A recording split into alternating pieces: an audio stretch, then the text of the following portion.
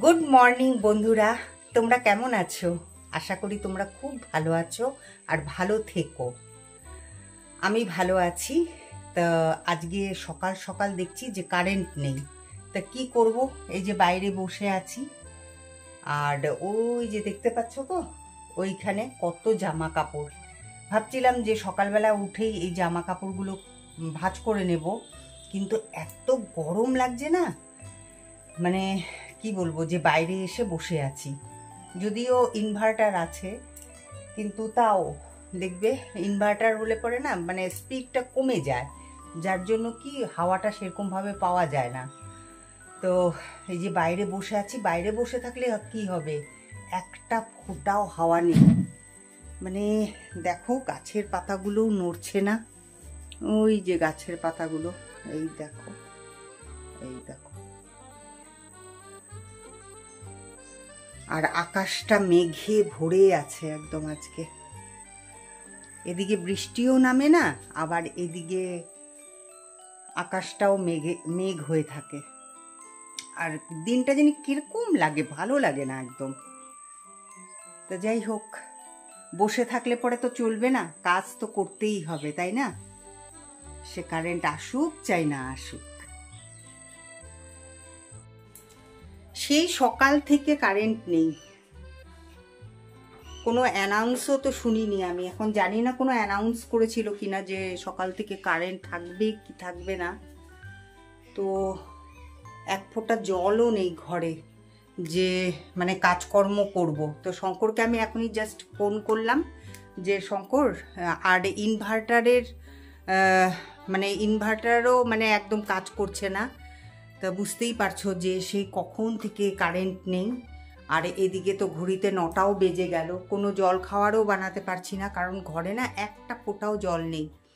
অন্যদিন কিন্তু আমি জল ভরে রাখি, আজকে তো জলও ভরে রাখিনি। কে জানবে যে আজকে সকাল থেকে কারেন্ট থাকবে না।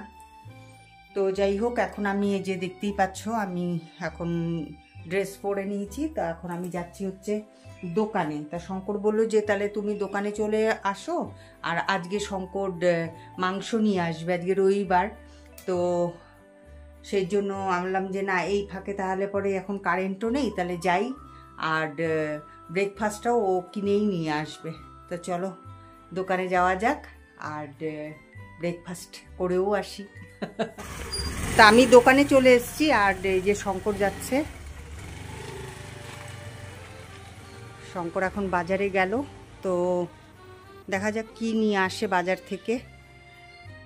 দোকানে এসে শুনলাম কোনো অ্যানাউন্সও করেনি, কিন্তু এরকম অ্যানাউন্স না করে এতক্ষণ ধরে ইলেকট্রিসিটি বন্ধ রাখাও তো ঠিক না, তাই না? কত মানুষের কত রকমের অসুবিধা থাকতে পারে, যেরকম আমারই তো। সকালবেলা উঠে আগে আমি কি বলে জানি জল চালাই, কিন্তু আজকে এই যে পারলাম না, দেখো কি অসুবিধা। আর এদিকে গরমটাও তো সেই ঢেলে দিয়েছে, কোনো কৃপণতা নেই। দেখো বাইরে কি রোদ, আর একটা ফোঁটা হাওয়া নেই। তাহলে এরকম করে থাকা যায়? মানে পরিবেশটা না একটা দম বন্ধ হয়ে যাচ্ছে, মনে হচ্ছে জানি মানে এক্ষুনি দম আটকে যাবে, এরকম পরিবেশ একটা। তো দেখি কতক্ষণে আসে কারেন্ট বাবাজি।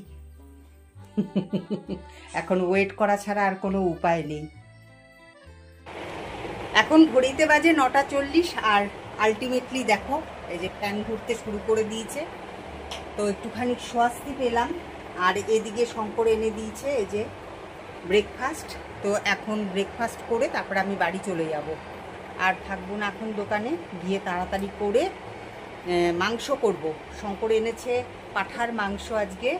তো চিকেন আনার কথা ছিল, কিন্তু আবার এখন নাকি চিকেন খাচ্ছে না কেউ, তা সেই জন্য আবার তার জন্য পাঁঠার মাংস নিয়ে এলো। তো আর বেশিক্ষণ থাকা যাবে না দোকানে, কারণ তাড়াতাড়ি করে গিয়ে রান্না বান্না করি, অনেক কাজও আছে বাড়িতে। শঙ্কর আমাকে দোকানেই বলেছে যে আজকে যেহেতু মাটন নিয়ে এসছে, তো সেই জন্য আর কিছু করতে না। কিন্তু কি বলো তো, এই যে না হলে পরে তো মোচাটা তো নষ্ট হয়ে যাবে। আমি তো তোমাদের দেখিয়েছিলাম যে আমি মোচাটাকে ছাড়িয়ে রেখে দিয়েছি। তো বাড়িতে এসে আর কোনো দিকে না তাকিয়ে ওদিকে ভাত বসিয়ে দিয়ে আমি সোজা চলে এসেছি এই ঘরে, ফ্যান চালিয়ে তারপরে আমি এখানে বসে বসে এই মোচাটা কেটে নিচ্ছি। আর এই মোচাটা যদি আমি আজকে না করি তাহলে পরে না একদম নষ্ট হয়ে যাবে, কারণ মোচাটা মানে যেখান থেকে এনেছে তো আমি দেখলাম যে একটু মানে কালো কালো হয়ে গেছিলো। তো আমি ভাবলাম যে না, আজকেই করে ফেলতে হবে মোচাটাকে, না হলে পরে এরপরে করলে পরে আর সেই স্বাদটা পাওয়া যাবে না। তা মোচার জন্য আলুও কেটে নিচ্ছি সাথে সাথে।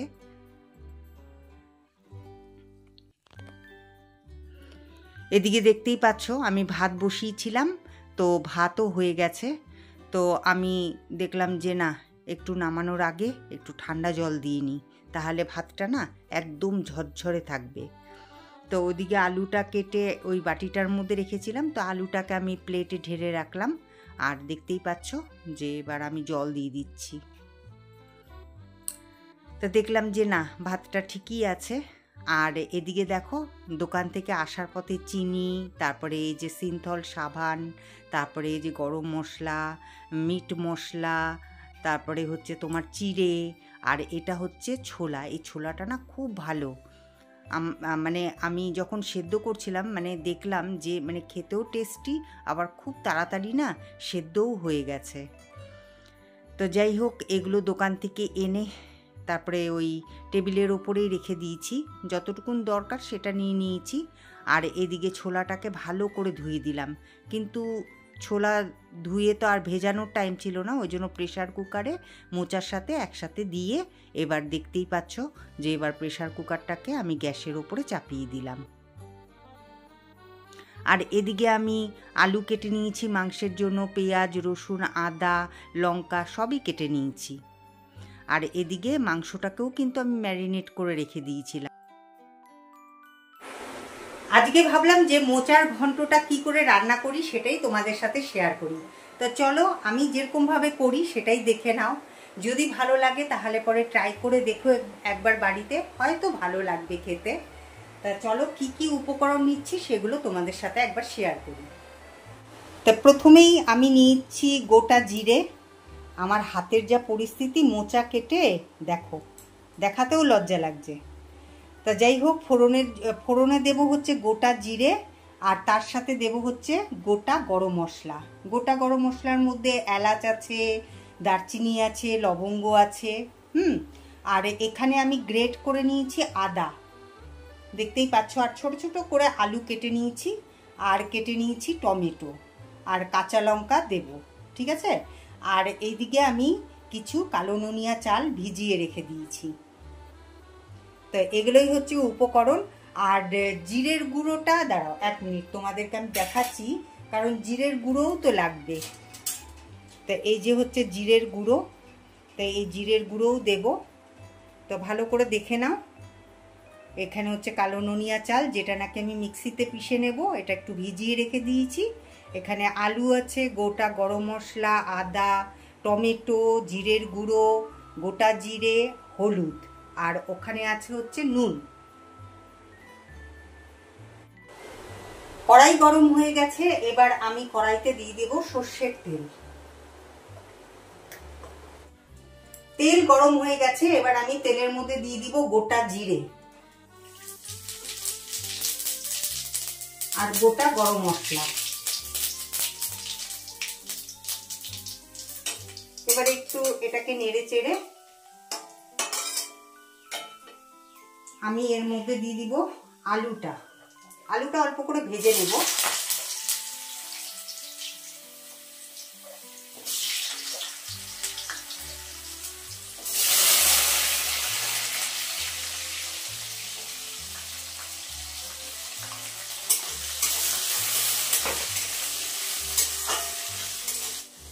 আলুটা ভাজা হতে হতে আমি একটা পেস্ট তৈরি করে নিই। যেরকম জিরের গুঁড়ো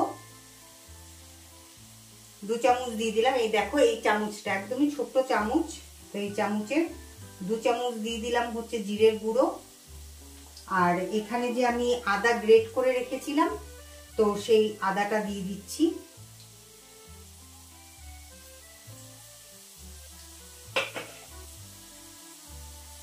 আর এটার মধ্যেই দিয়ে দিব অল্প সামান্য হলুদ, কারণ আমি হলুদ নুন দিয়ে কিন্তু আমি এই মোচাটাকে সেদ্ধ করে নিয়েছি। এবার এটাকে আমি জল দিয়ে ভিজিয়ে নেব। এর মধ্যে দেব হচ্ছে লঙ্কার গুঁড়ো, যেটা অল্প ঝালও হবে, রঙও হবে। তো যে যেরকম ঝাল খাবে তোমরা সেরকম ভাবেই দিয়ে নেবে।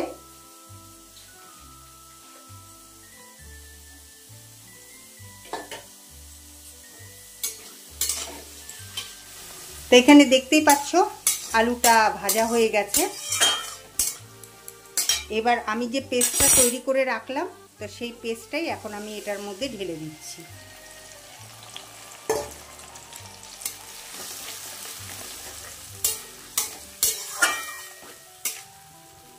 এবার এটাকে ভালো মতন কষিয়ে নেব। এই মশলার পেস্টের সাথে আমি টমেটো কুচিও দিয়ে দিচ্ছি, আর সাথে দিয়ে দিচ্ছি লঙ্কা। 4টে লঙ্কা নিয়েছি, লঙ্কাগুলো কিন্তু একদম ঝাল না।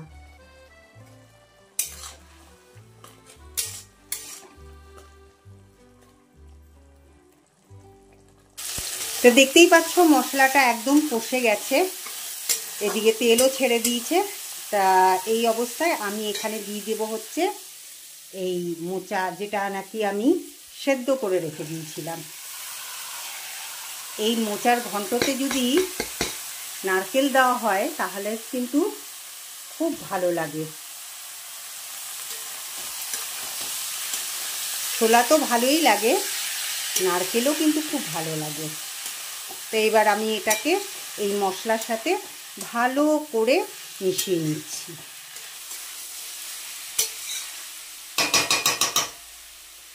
এখন আমি এর মধ্যে ঢেলে দেব জল।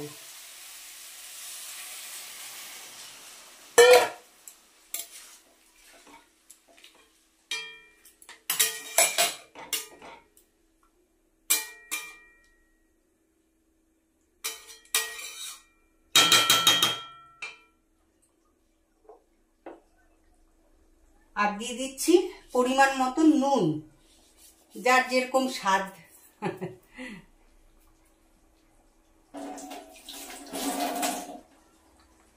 তো এবার এটাকে আমি ঢেকে দিচ্ছি। জলটা শুকিয়ে গেলে তারপর এর মধ্যে দিয়ে দেবো, এই যে দেখো মিক্সিতে পিষে রেখে দিয়েছি, এই যে চাল বাটা, দেখা যাচ্ছে কি, এই যে চাল বাটা। তো এটাই আমি এর মধ্যে ঢেলে দেব। আজকে যেহেতু অনেকটা দেরি হয়ে গেছে, তো সেই জন্য আমি কিন্তু খুব তাড়াহুড়ো করছিলাম, কারণ আমার রান্না করতে করতেই না শঙ্কর ঘরে চলে আসে। তো সেই জন্য আমি ওদিকে দেখতেই পেলে যে মোচার মধ্যে জল দিয়ে তারপরে ওটাকে ঢাকনা দিয়ে ঢেকে আমি চলে এলাম মানে ঘরটা ঝাড়তে। তো এখন আমি ঘরটা ঝেড়ে নিচ্ছি, কারণ ওদিকে মোচাও হতে থাকবে, আবার এদিকে কিন্তু আমার ঘরটা ঝাড়াও হয়ে যাবে। তো এইভাবে কাজ করলে না দেখবে খুব তাড়াতাড়ি কিন্তু কাজ হয়ে যায়। তা আমি চেষ্টা করি যে একটা কিছু গ্যাসের উপরে চাপিয়ে দিয়ে তারপরে বাদবাকি কাজগুলো সেরে ফেলতে। তা আজকেও কিন্তু ঠিক তাই করেছি। তা সেই জন্য টাইমেই কিন্তু আমার কাজ সব হয়ে গেছিল। তো দেখতেই পাচ্ছ জলটা শুকিয়ে গেছে। তাই এবার আমি এর মধ্যে, কালারটা কিন্তু সুন্দর, কিন্তু কীরকম আসছে কালারটা, এখানে এই লাইটের জন্য এরকম হয়।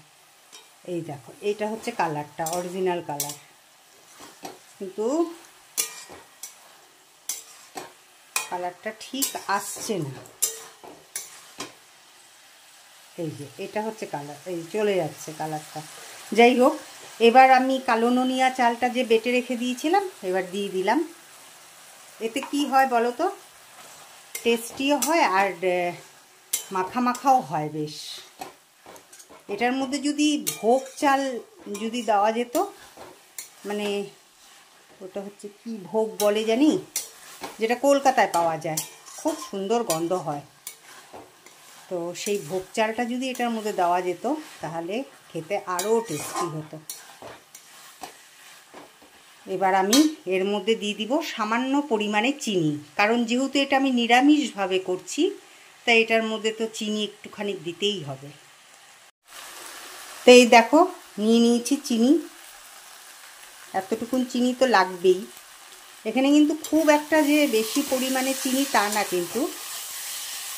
এবার এটার মধ্যে দিয়ে দেব হচ্ছে গরম মশলার গুঁড়ো।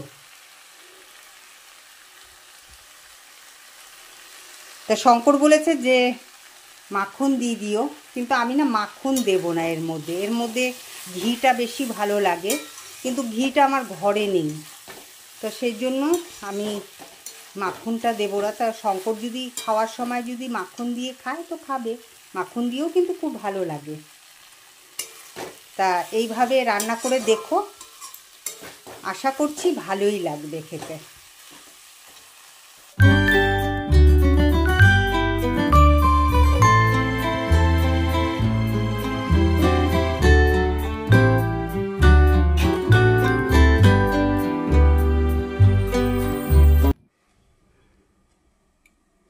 এখন ঘড়িতে বাজে 12:30। তো আমার তো মোচার তরকারি হয়েই গেছে, দেখতেই পেলে তোমরা। আর এদিকে আমি মাংস বসিয়ে দিয়েছি, তবে আজকে মাংস রান্নাটা আর তোমাদের সাথে শেয়ার করলাম না। এটা হচ্ছে পাঁঠার মাংস। কালারটাই ঠিক মতন আসছে না, জানি না কেন। তো এইখানে মাংস বসিয়ে দিয়ে এখন আমি সোজা চলে যাব এই জামা কাপড়গুলো গুছিয়ে ফেলবো। এই যে এগুলো এখন সব গুছিয়ে ফেলবো, তারপরে যাব হচ্ছে স্নানে। আর এদিকে দেখতেই পাচ্ছ আমার বিছানা তোলা হয়ে গেছে, ঘর ঝাড়া হয়ে গেছে, একদম সব পরিষ্কার পরিচ্ছন্ন তো করেই রেখে দিয়েছিলাম। আর এই যে এটা হচ্ছে মোচার তরকারিটা, তো এইখানে রেখে দিয়েছি একবারে।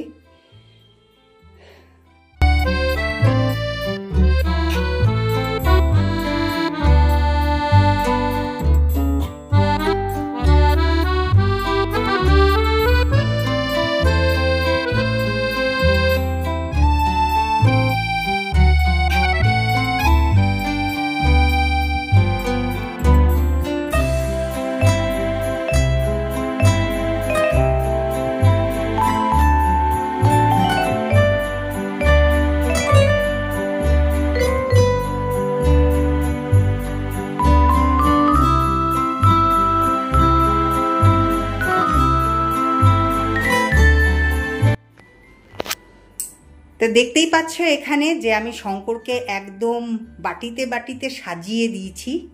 তো শঙ্করের খুব ইচ্ছে যে মানে ও এরকমভাবে সাজিয়ে ওকে কেউ দিক আর ও খাক, কিন্তু ওর ভাগ্যে সেটা নেই। তো তা সেই জন্য সেই ওর যে আশাটা সেটা আমি পূরণ করলাম, আজকে ওকে আমি সাজিয়ে খেতে দিলাম। তো শঙ্কর তোমার কিরকম লাগছে? খুব সুন্দর লাগছে। এবার খেয়ে বলো যে কিরকম হয়েছে সব রান্নাগুলো। তো রান্না তো ভালোই হবে, বলার কিছু নাই। তো এটা কি দিয়ে খাচ্ছ? এটা মোচা দিয়ে খাচ্ছি। আচ্ছা, তা খেয়ে বলো, কারণ তুমি খেয়ে যেটা রিভিউ দেবে সেটাই কিন্তু মানে সবাই দেখবে আর সেই অনুযায়ী কিন্তু রান্না করবে। কারণ আজকে আমি মোচার এই রেসিপিটা দেখিয়েছি, তো সেই জন্য ভালো হলে বলবে হ্যাঁ ভালো হয়েছে, আর যদি কিছু কম হয়ে থাকে তো সেটা বলবে। আমি কি মিন্টুদার মতন খেয়ে বলবো নাকি এমনি আমার মতন বলবো? তুমি তোমার মতন বলো, তুমি কেন অন্য কাউকে নকল করতে যাবে? না, মিন্টুদাকে নকল করতে তোমার খিদে শেষ হয়ে যাবে। সুন্দর হয়েছে। তাহলে পরে সবাই রান্না করলে আমার কেউ বদনাম করবে না তো? একদম কোনো প্রশ্নই আসে না। আর লাস্ট পাতে কিন্তু তোমার আইসক্রিমও আছে কিন্তু। হ্যাঁ, বাইরে যা গরম এখন আইসক্রিম থাকাটাই স্বাভাবিক। তো তোমাদেরকে একবার দেখিয়ে দিই। তো এখানে দেখতেই পাচ্ছ যে মোচার তরকারি দিয়েছি, আর এখানে হচ্ছে পাঁঠার মাংস, আর এটা হচ্ছে চাটনি, আর এটা হচ্ছে দই। তবে এটা কিন্তু মিষ্টি দই না, টক দই, কারণ শঙ্কর টক দই খেতে খুব ভালোবাসে। তো ও যেটা ভালোবাসে আমি সেটাই দেওয়ার চেষ্টা করি ওকে। ক্যামেরার সামনে কিন্তু শঙ্কর শঙ্করের মতন খেতে পারবে না। আচ্ছা ঠিক আছে, আমি তাহলে পরে এখন ক্যামেরাটা বন্ধ করছি, কারণ সবাই তো ক্যামেরার সামনে মানে কি বলবো, কমফোর্টেবল হতে পারে না, তা সেই জন্য আমাকে এখন বন্ধ করতে হচ্ছে, আবার পরে আসছি।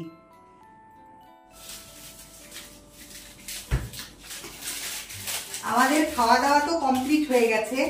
তা তোমাদেরকে বলেছিলাম যে আইসক্রিমের কথা, তা এই যে আইসক্রিম বের করলাম এখন। কারণ ভাত খাওয়ার পরে না একটু আইসক্রিম খেলে মানে একদম শরীরটা খুব ভালো লাগে, একদম ফ্রেশ ফিল হয়। এ না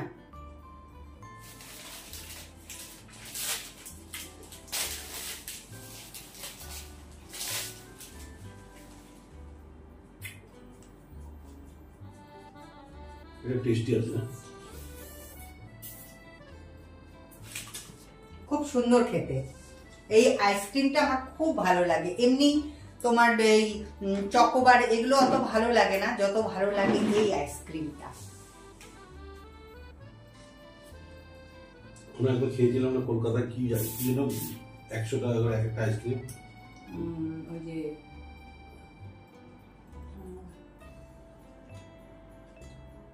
কি জানি আইসক্রিমটার নামটা মনেই পড়ছে। রাত্রি 12টার সময় গিয়ে খেলাম না, 12টা না 1টার সময় গিয়ে কি না ম্যাগনাম নাকি ম্যাগনাম, হ্যাঁ ম্যাগনাম। ওটা ভালো লাগে না, ওই সব ভালো লাগে না আমার, এরকম বরফ জাতীয় এরকম ম্যাগনামটা নতুন উঠেছিল, তখন ম্যাগনামটা নতুন উঠেছিল। আমরা যেন কোথায় গিয়ে খেলাম, কলকাতায় যেন কোথায় একটা ওই সেই শ্মশানে উঠলাম, শ্মশানে। হ্যাঁ তোমরা খেয়েছো, তোমরাই জানো।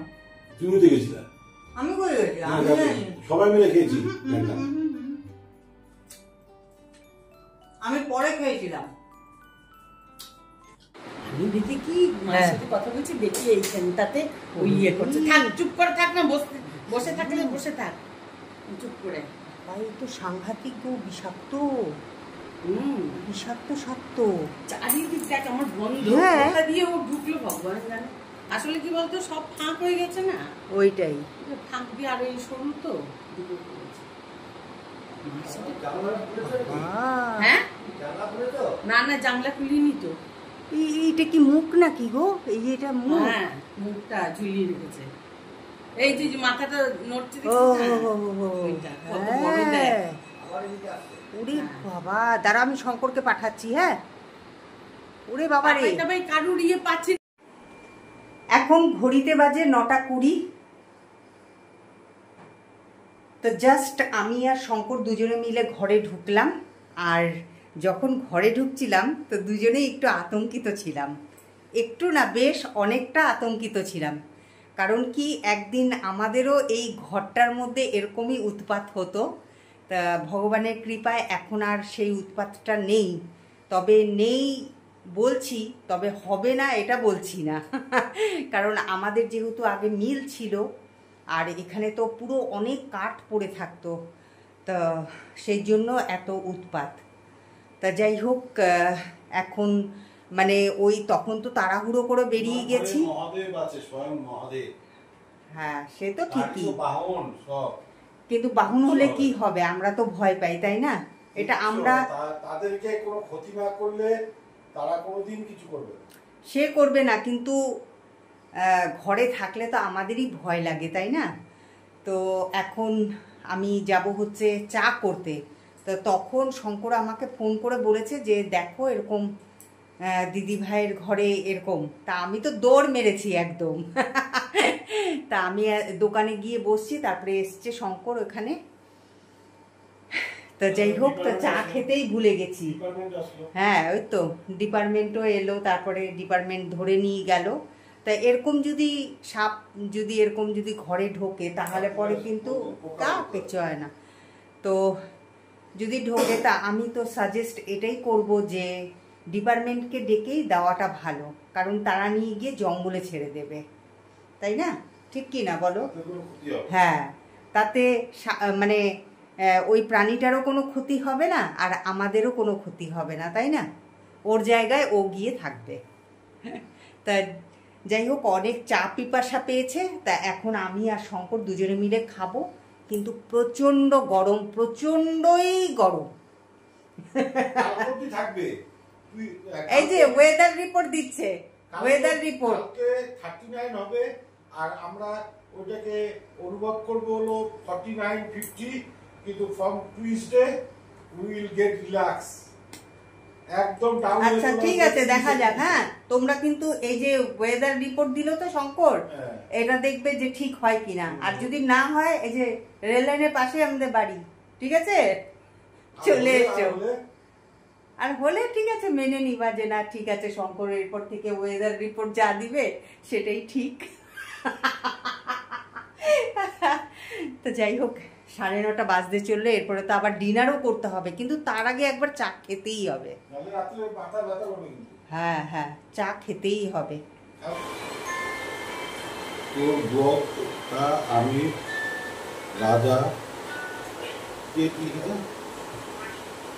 বর্দি আমার ব্লগ রোজ দেখে, তাই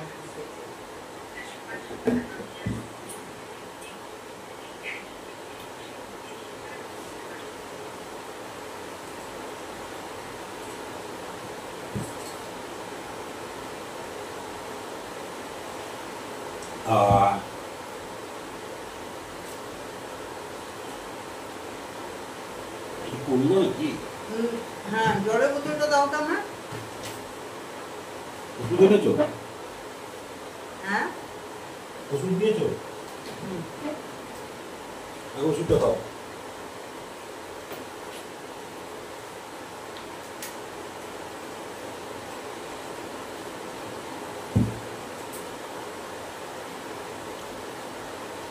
বাবা, 9:35 চা খাচ্ছি। 10:30 11 আগে খেতে পারবো না।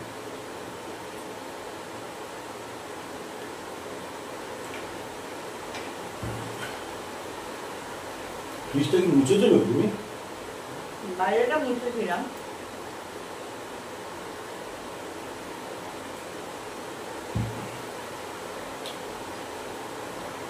কোন ওষুধটা খেলে মনে আছে তো?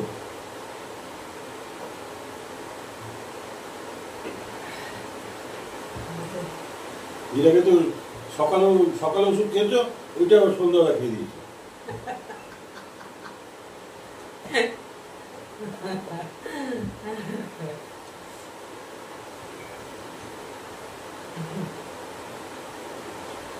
খেয়ালই রাখো না। বিস্কুট আনলা না? আখিদের বিস্কুট আছে? আখিদের নিয়ে।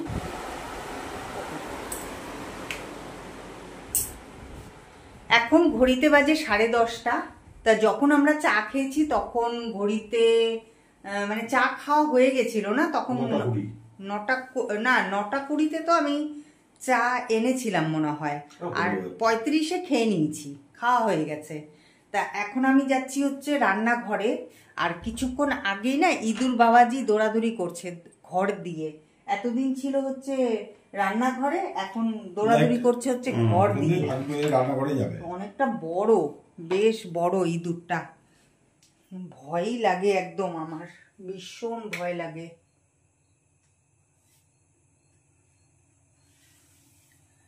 তো এখন আমি এই যে মাংস আছে, তারপরে মোচার তরকারি আছে, যা যা রান্না করেছিলাম দুপুরবেলায়, তা সেটা দিয়ে এখন ডিনার সারবো। আর শঙ্কর তো বসে গেছে, কারণ শঙ্করের খুব খিদে পেয়ে গেছে, আর খিদে পাওয়াটাই স্বাভাবিক, কারণ সন্ধেবেলায় কোনো মানে জল খাবারই খায়নি ও, তো সেই জন্য তাড়াতাড়ি করে খাবারটা দিইনি, ঠিক আছে। অনেকটাই রাত্রি হয়ে গেছে, তা সেই জন্য আর কত দেরি করব বলো, সারা দিন সেই সকাল থেকে উঠে তো চলে। তা দেখতেই পাচ্ছ যে এখানে আমি খেতে বসে গেছি, আর ওদিকে শঙ্কর খাচ্ছে। তা আজকে আর ব্লগিংটা বড় করছি না, তা অনেকটা ঘুমও পেয়ে গেছে আমার। তা আজকে ব্লগিংটা এখানেই রাখছি। ভালো থেকো, সুস্থ থেকো, আবার দেখা হচ্ছে কালকে তোমাদের সাথে। Good night.